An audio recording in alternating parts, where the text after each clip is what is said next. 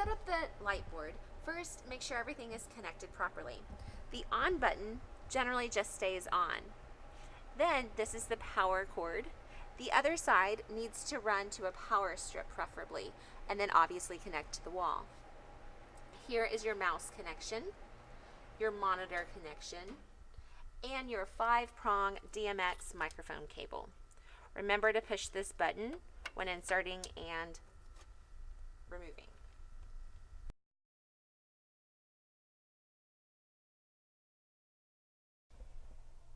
Powering up. To turn the board on, all you do is you push the round button in the top right hand corner, then you turn your monitor on. And then you wait. It's a computer, so it'll take a while to load up.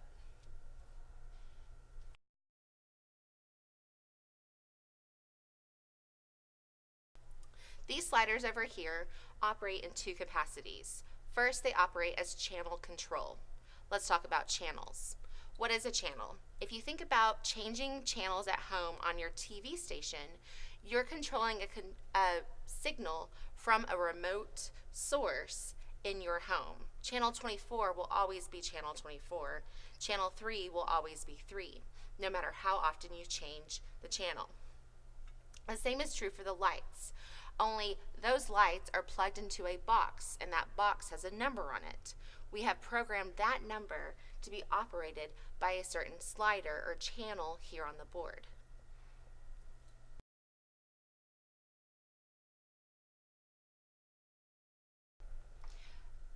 These channels also operate as submasters. If you turn this dial to the reading that says submasters, they operate in that capacity. What is a submaster?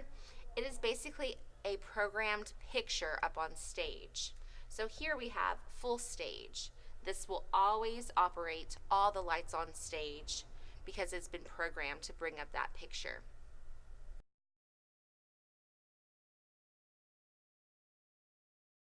To bring up a channel, all you do is bring up the slider, and then you bring it back down to turn it off. These buttons underneath are called bump buttons or flash buttons. When you press it down, the light turns on. When you let it go, the light turns off. These are good for special effects or for testing where your lighting is.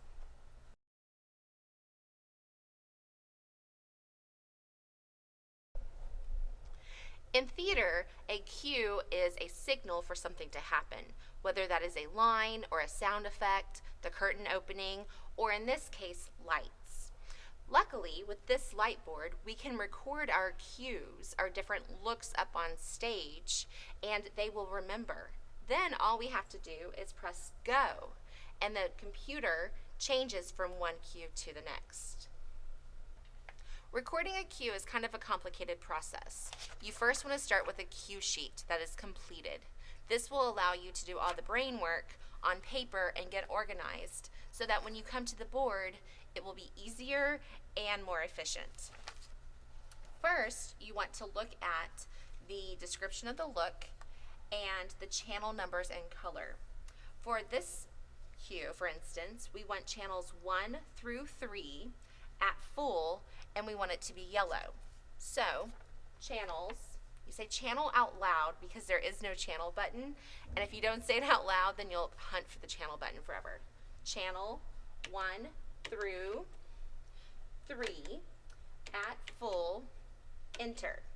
That brings up channels 1 through 3 on stage.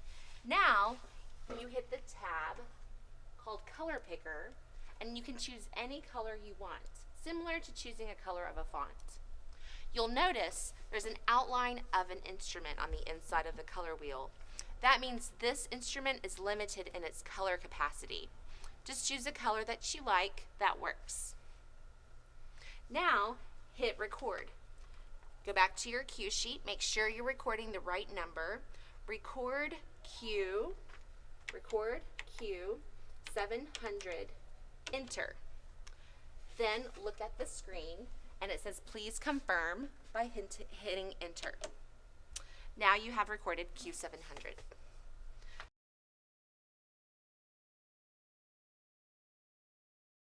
How to do a blackout on stage. The easiest way to do a blackout on stage is find the button that says go to cue. Now there is a Q button, but this is different. This is actually go to Q. Hit go to Q, 0, and enter. The idea is that there is no Q0, so therefore there will never be any lights, and that's the easiest way to clear out your lights off of stage. Please do not use the blackout button. This gets messy because it is very complicated, and oftentimes the Lightboard will not work because there's a blackout button is down. That is really only for emergency purposes only.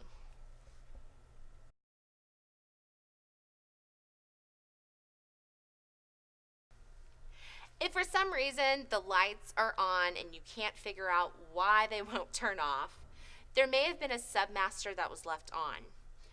Scroll back down to submaster and you will see that one of the lights is blinking. You'll need to turn it on and then off again, and that should take care of the problem. Then you can go back to channel.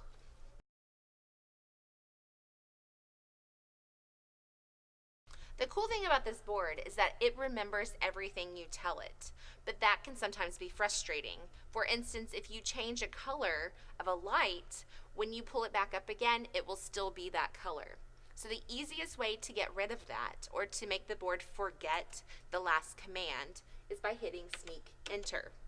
That will forget the last command, but often I find it's important to forget the command before that as well. So then you hit sneak enter. This clears out the board, then you should be able to operate like you expect.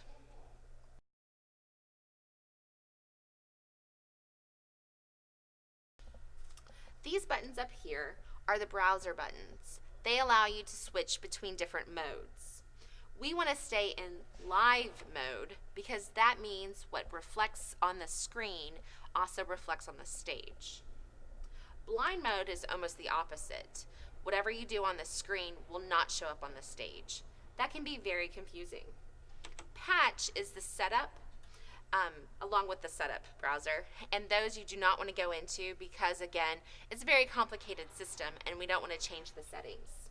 You may, however, need to go into the display because that allows us to see the file and the exit and the power off device. Again, we mostly want to stay in the live browser.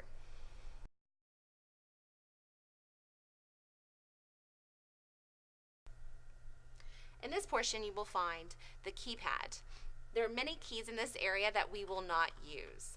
Please do not push buttons unless you know what they do, because you will be held financially responsible if we have to call out a technician to fix your mistake. Today I'm just going to go over some of the basic keys that we do use on a regular basis. Here is clear. Clear basically is a backspace.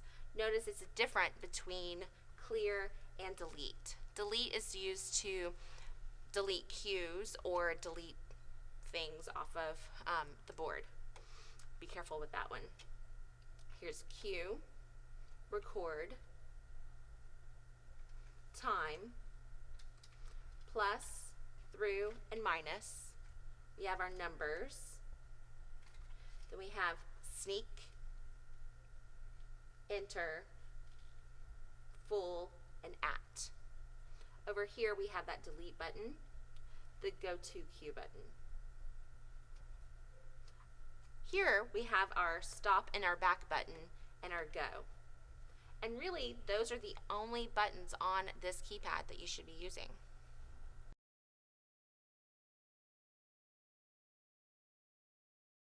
To turn off the board, please do not push the blue button. This is a computer and it will cause damage if you simply shut down like that. First, you want to make sure that you have saved your work. You go to the mouse and you find this underneath file where it says save. Double click on save and it will say, do you really want to save? Confirm, and it will say success. Afterwards, you then double click on power off device. Confirm that you really want to power down your device, and then it will prompt you again. You do not have to push any buttons here, but you do need to turn the monitor off. If for some reason this part of the screen is not showing, remember to go to your browser buttons and press display, and that will bring that portion up.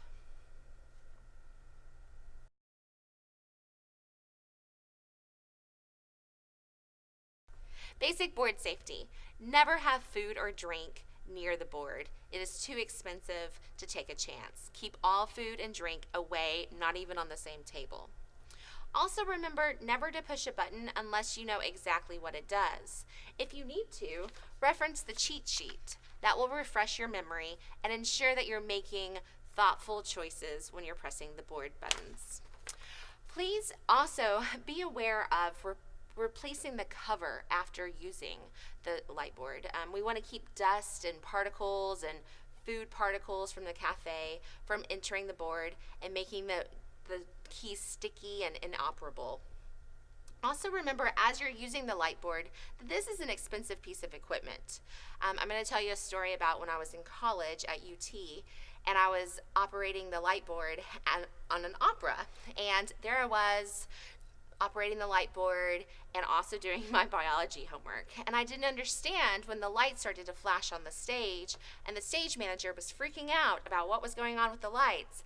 And I looked down, and there it was. My biology textbook was leaning on the bump buttons, making everything go crazy. So, lesson learned, don't ever lean on the board. Don't put your binders or your cue sheets over here. Keep them at a safe distance, and don't lean over the board because you don't want to be pushing buttons unintentionally.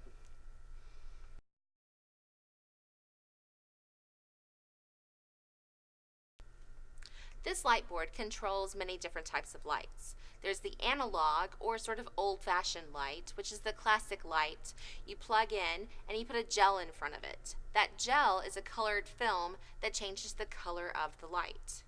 No matter what the intensity or brightness of the light, it's still going to have that color. You can bring it up 100% and it's a really bright blue. You can bring it to 50% and it's a lighter blue, but it's still blue. LED lights are different. They operate from about 24 little light bulbs working in different colors to create just the right look.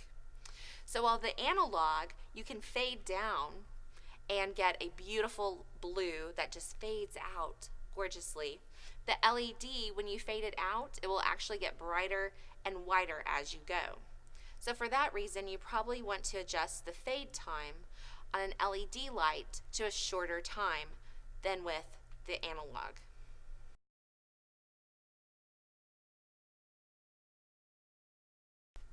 To adjust the fade time, up time or down time, you will press the time button and then you press the number of seconds. Our board defaults to 5. I think about 1 or 2 works really well here at Lake Travis Middle School. So you press time and 2 and enter. If you want to affect the downtime, then you press time, the number, and enter.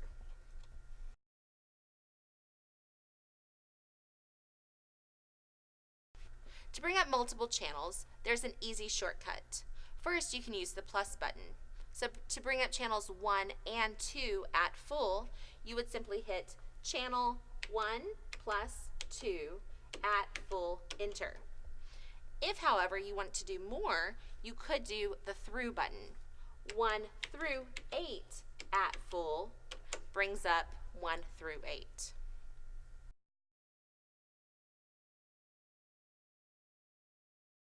This square button underneath the channel slider is called the bump button or the flash button.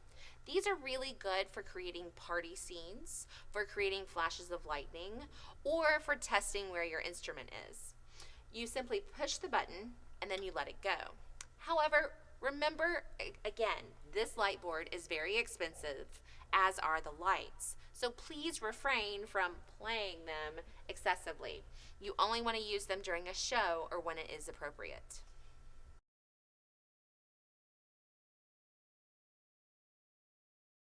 To make sense of all the lights up on stage, we divide the stage into areas. Typically, you have 6 areas from stage right to stage left.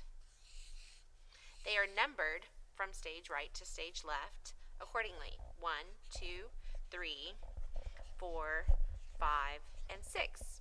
Here at Lake Travis, we added 2 more areas, 7 and 8. This helps you understand the placement of all the lights.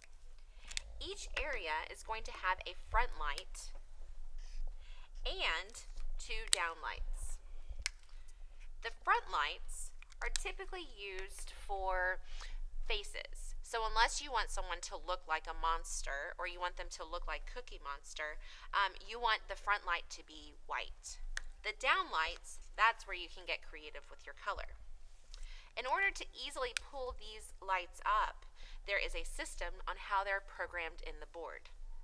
The front light for area 1 is programmed into channel 1. The front light for area 2 is programmed into area 2, and etc. So the front lights for areas 1 through 8 are in channels 1 through 8. The down lights also have a system. The down lights are in the teens for 1, so 11 is the down light for 1, and for 2, the down light is 12, etc. Then, the second down light for each area is in the 20s. You'll notice 21 is for area 1, 22 is for area 2.